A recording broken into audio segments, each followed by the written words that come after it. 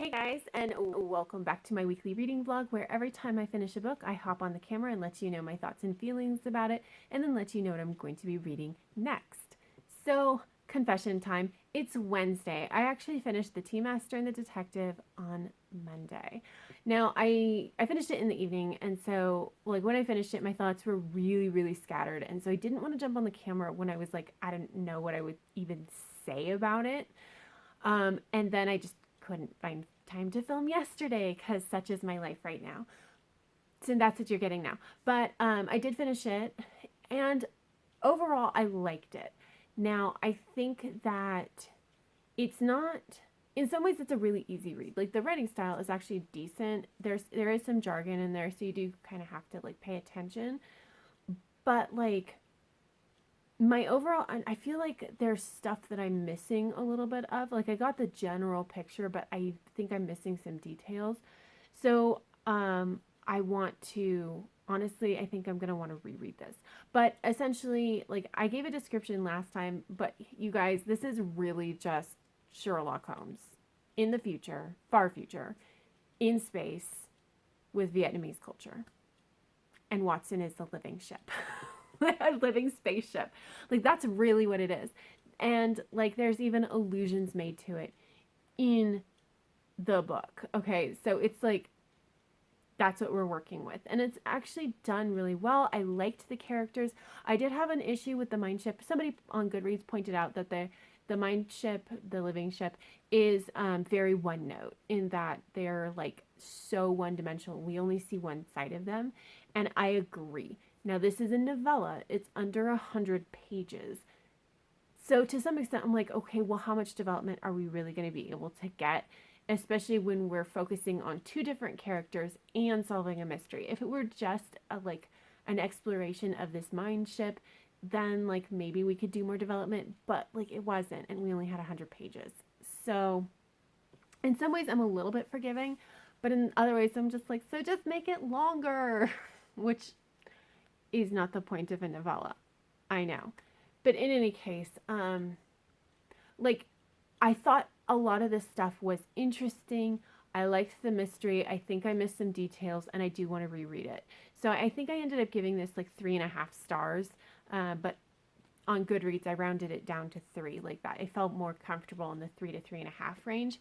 And if when I reread it, I may bump that up a little bit more once I catch more of those details. So very mixed feelings. I'm not sure how I feel about it, which is actually a little bit sad because I bumped up The Tea Master and the Detective on my reading list so that I would know if I wanted to read the book that is coming out sometime soon, called Seven of Infinities, and I don't know. That's the I read the book, I read Tea Master and the Detective, and I still don't know if I want to get Seven of Infinities. So it's, I don't know. I'll reread it soon and then I'll figure it out.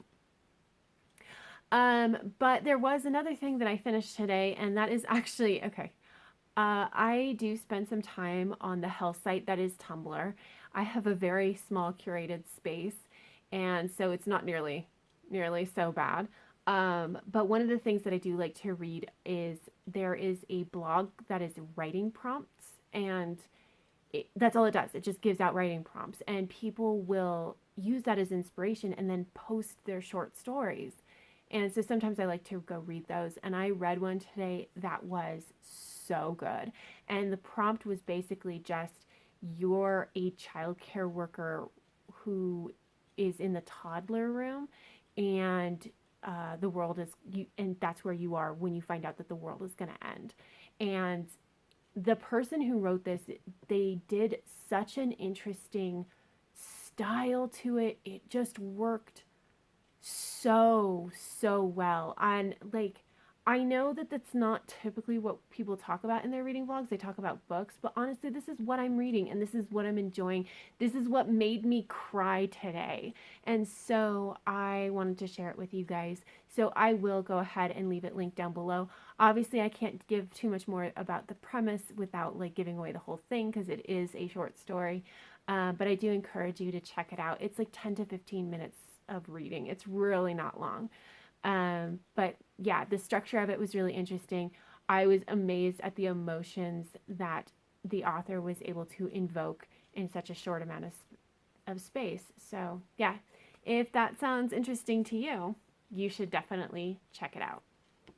And then I have also been reading Magic Triumphs by Ilona Andrews. This is the 10th book and final book of the Kate Daniels series. Essentially, the Kate Daniels series is an adult urban fantasy series that follows our main character of Kate, and she used to be a mercenary. I mean, she's done a lot of different things over the course of the series, but she's an interesting person, okay? But she lives in a alternate version of Atlanta, Georgia, where magic comes in waves, and when it does, everything technological dies out, and then the magic leaves, and then technology works again. In this particular book, war is coming for Kate. She has been left a declaration of war, and she needs to figure out how to avoid it, how to save her family, her friends, her city. It's big. It's the grand finale, you guys. I am on page 356. So I have less than 100 pages left, and it's really, really good. I love this series so much. We are always learning something new. It doesn't ever feel like the authors are, it feels like they thought things through, okay? So like, when authors will add in like new big bad kind of things, it's just like you slap something together and it's the monster of the week. And sometimes it feels like, no, this is actually part of the mythos. We just haven't gotten there. We hadn't gotten there yet in the previous books. And that's what this one feels like. It feels very cohesive. The world building is just phenomenal. I love Kate as a character. Honestly, and even like the other characters that I don't necessarily love, I love watching the interactions. It's so real.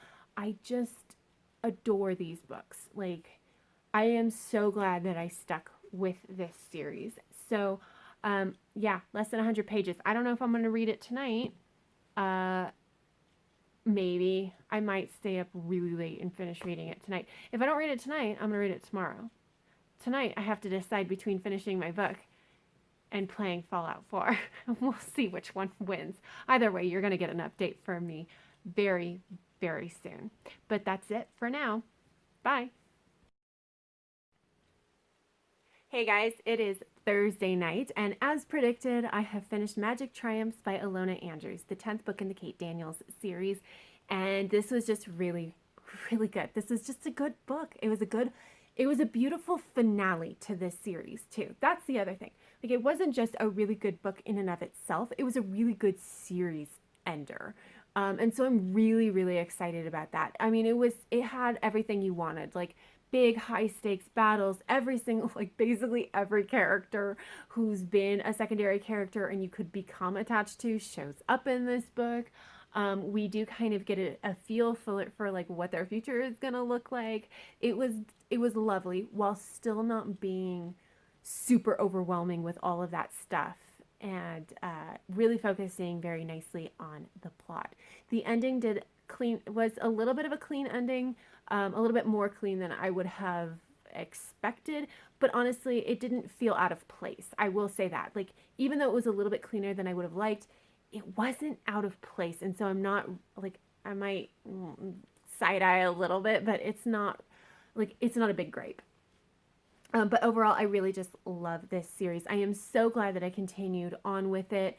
And honestly, like I've said, the first couple books do have some issues with racism. If you can get past that, then it really is just a phenomenal series. If you can't, I completely understand that. But if you can, it ends up, it fixes itself, and it ends up being very, very good. And even better, I found out that there's like 4 or 5 novellas, like, throughout this series that I didn't read. And so now I get to read them all. And I think I'm going to try to read them within the next couple of months, because I just found out that there is a spin-off series that is going to be published starting in January. So I'm very excited. And I think that reading the novellas will give me all the information that I need to start the spin-off series. I have been reading a little bit of Queen of the Conquered, but I've only made it like 30 more pages. And so I think that what I'm going to do for Queen of the Conquered is I'll just update you guys at the end of the week, because honestly, I have not made enough progress that I have really anything more to say about it. But in the meantime, I am going to pick up A Million Worlds with You by Claudia Gray. And this is the third book in the Firebird trilogy. And this is a young adult science fiction trilogy that follows our main character of Marguerite, who parents are two physicists who invented the Firebird. And this is a device that allows your consciousness to travel to an alternate dimension, provided that in that dimension you were born and you're still alive, because you end up using your body to kind of pilot around. And in this third book, it's the third book of a young adult trilogy. The world is at stake. And actually in this one, the multiverse is at stake. Because of course it is. That's what you expect from a young adult trilogy. And so I'm actually really excited to get into it, because like this has just been a really fun series for me to read. And so I'm really excited to see what worlds we visit and how Marguerite is going to, she has to avert, disaster for the multiverse. And I'm very excited to see how she does that. I am hoping that this will be a fairly quick read, because I really would like to finish this before my update on Saturday, so that I don't carry this book over into November. But we will see how that goes. But either way, you will be hearing from me again soon. So until then, guys, bye. Hey guys, it is Saturday night, so it is time for my end of the week update. So first up is Queen of the Conquered by Kacen, Callender. I have not read any more since my last clip, so total for this week I've read about 30 pages. I'm on page 104 now. So I don't have a ton to say other than the writing style definitely has kind of sorted itself out. There were definitely, in the beginning, there were like turns of phrases that gave me pause, where I had to like really sit and make sure that I understood what was being said.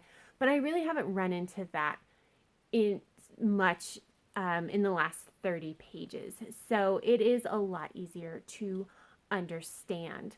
The other thing that I did want to mention that isn't actually from the last 30 pages, but this book as a whole, is if you are sensitive to violence, I would be very cautious with this book.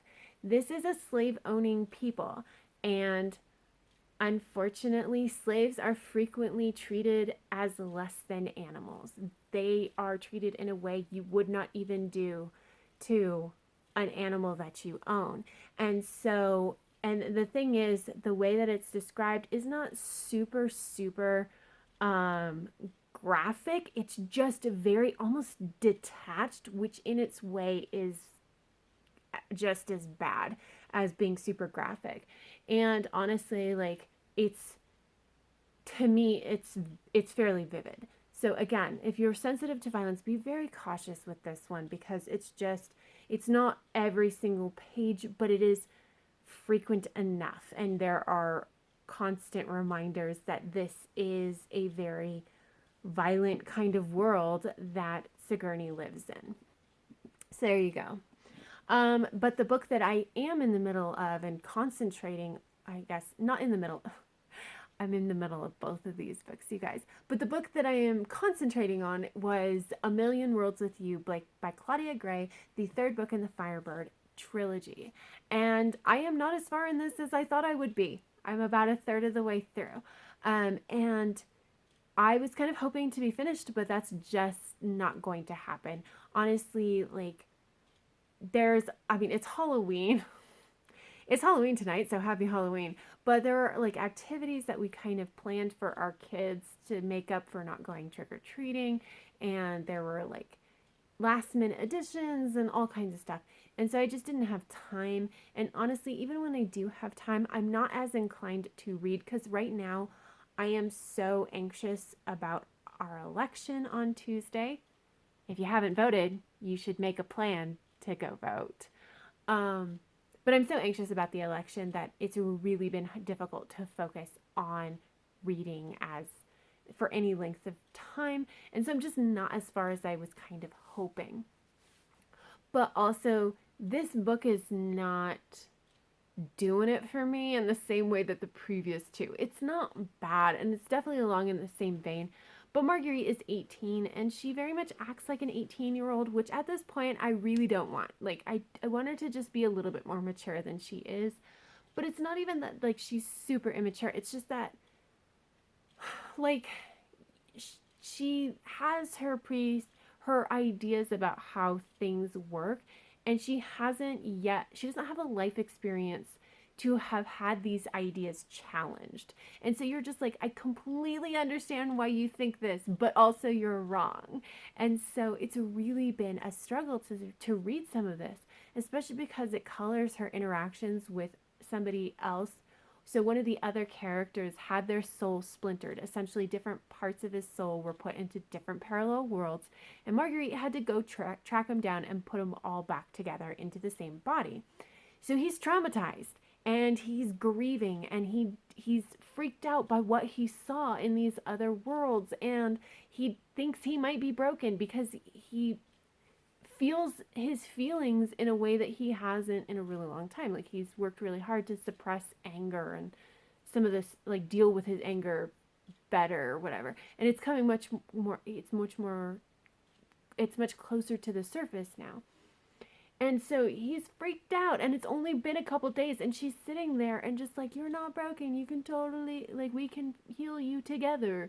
And he's just like, he's a scientist. So of course he's like, you don't know that. You don't know that I'm not broken.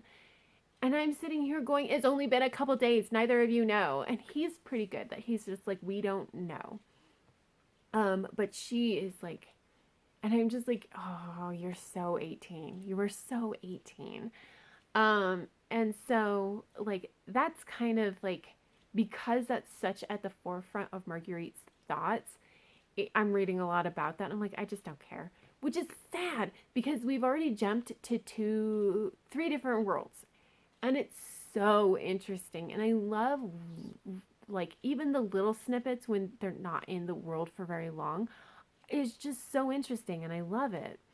And however, like, they're trying to save the multiverse from this, actually an evil version of Marguerite, and like, it's kind of overblown. And I was just like, it's just not landing with me in the same way that the previous books were, and I was kind of hoping for something slightly different. However, I'm only a third of the way through, and like last book, the problems that I had with book number 2 kind of got resolved, like, and it worked out really, really well. So I'm still hopeful. I still do enjoy some of this. I'm just like definitely not in the mood for like 18-year-old protagonist. So I am moving slow. I had really hoped that I would not carry this book forward. However, it's just how it is. So that's just what it's going to be. And I'm not going to worry too much about it. But that is all I have for this update. So until next time, guys, have happy reading, and I will see you in the next video. Bye!